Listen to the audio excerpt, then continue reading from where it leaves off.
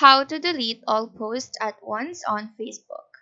So go ahead and open your Facebook application. In this homepage, choose the menu icon here on the bottom right corner of your screen. Now click your profile icon. This will bring you to your profile page. And in this page, click on the three dots right here beside the edit profile button. Now in the profile settings, click on activity log.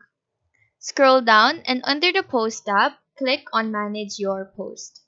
This page will show you all of your Facebook posts, and if you want to delete certain posts only, just click on the checkbox of that specific post. But if you want to delete all the posts, just tap on this all below the word filters.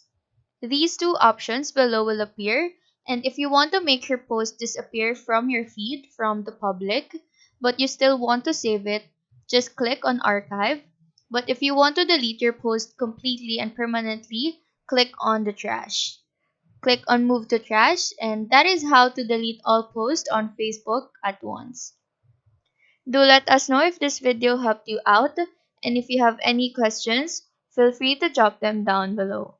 Thank you for watching and have a nice day.